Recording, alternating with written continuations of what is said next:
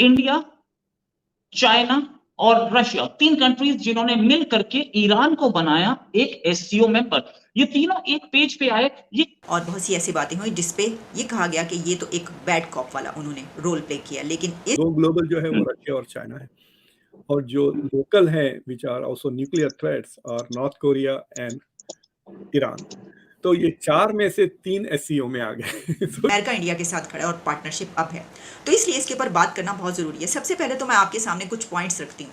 जो समिट जो खत्म हुआ है उसमें इट्स लाइक अ पंडोरास बॉक्स बन गया है, उसमें से कई चीजें निकल के सामने आ रही हैं विच आर वेरी इंटरेस्टिंग। सबसे ज्यादा तो ये इंडिया चाइना के बीच में जो टेंशंस हैं, जो The US and China has significant disagreements, but these disagreements need to be communicated.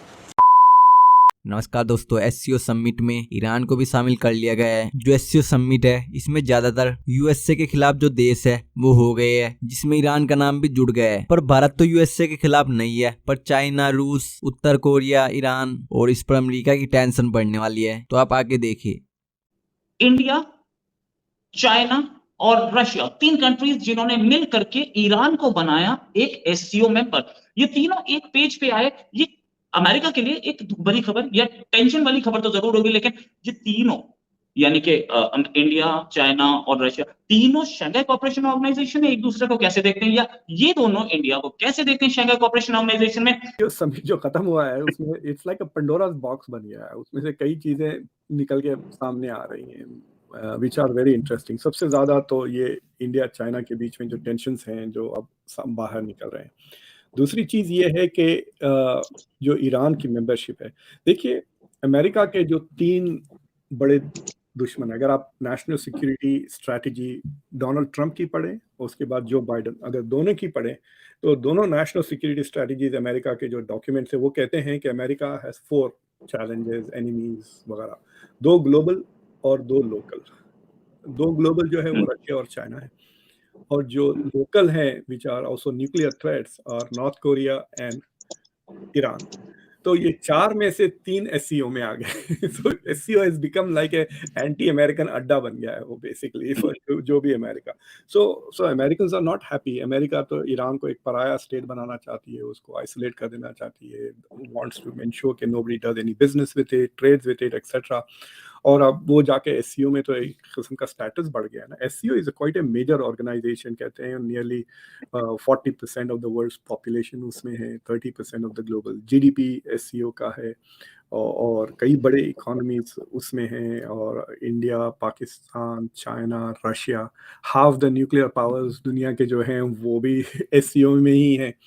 तो अगर आप देखें it's a very powerful institution जिसमें एक भी वेस्टर्न कंट्री नहीं है। So it is the only non western organisation.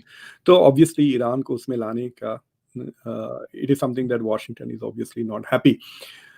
और दूसरी चीज ये है कि जो इंटरनल डायनामिक्स हो रहे हैं, मतलब जिस तरह से जो इंडियन एक्सप्रेस में भी जो शायद आर्टिकल छपा है अबाउट द चाइनीज एक्सपर्ट्स, जो बिल्कुल खलबली मच गई ना चाइना में, बहुत तिलमिला के बातें कर रहे हैं। अगर आप उनके एक्सपर्ट्स को सुने, वेरी अपसेट कि इंडिया ने बेल्ट एंड रोड इनिशिएटिव को एंडोर्स नहीं किया जो दिल्ली डिक्लेरेशन था।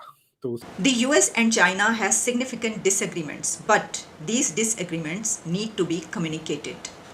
ये कहा है सेक्रेटरी जेनेट येलन ने अपने विजिट टू चाइना में।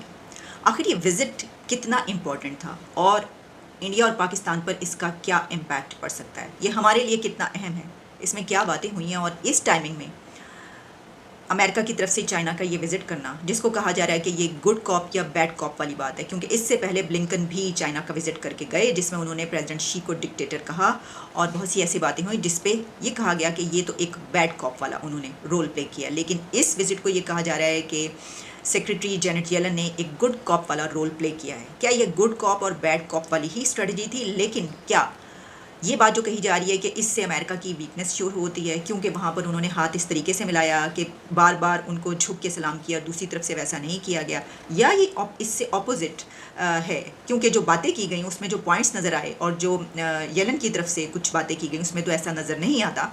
लेकिन क्या अमेरिका ने दोस्ती का हाथ बढ़ाया? दोस्ती नहीं तो क्या एक पॉजिटिविटी का एक साइन है ये? और क्या ये अमन का साइन भी देखा जा सकता है कि अमेरिका पीसफुल रिलेशंस चाहता है, या ये इकोनॉमी और टैक्स सुप्रीमेसी की दौड़ है, या ये जो नुकसानात हो रहे हैं और इकोनॉमी पर असर पड़ रहा है, या डिफेंस टाइज, या यूक्रेन वॉर, इस सब की वजह से ये सब हुआ है। तो देखिए, इस सब पर बात किए लेते हैं। इसकी वजह यह है कि हमारे लिए भी ये बहुत अहम है। आप जानते हैं कि इंडिया, पाकिस्तान, अमेरिका और चाइना, ये 4 कंट्रीज़ ऐसी हैं जिनको एक दूसरे से अलग नहीं किया जा सकता। आप जितनी भी कोशिश कर लें, लेकिन इनके एक दूसरे के साथ मफादात भी जुड़े हुए हैं, कॉन्फ्लिक्ट्स भी जुड़े हुए हैं। जहाँ पहले पाकिस्तान एक स्ट्रॉन्ग अलाइंस हुआ करता था अमेरिका का, अब वो अलग होकर चाइना के साथ खड़ा है। तो वहीं पर अमेरिका, जो कि बल्कि इंडिया, जो कि अमेरिका का पार्टनर एज सच इस तरीके से नहीं था जिस तरीके से अब वो उनके साथ खड़ा है, या अमेरिका इंडिया के साथ खड़ा है और पार्टनरशिप अब है। तो इसलिए इसके ऊपर बात करना बहुत ज़रूरी है। सबसे पहले तो मैं आपके सामने कुछ पॉइंट्स रखती हूँ। एक तो ये कि जब येलन वहाँ पर उतरी हैं तो उसके बाद जो बातचीत हुई, तो चाइना की तरफ से, उनके जो काउंटर पार्ट थे, उनकी तरफ से ये कहा गया कि जब आप प्लेन पर पहुँची हैं तो, क्योंकि उससे पहले बारिश हो रही थी, लेकिन रेनबो जो है वो आसमान पर निकली,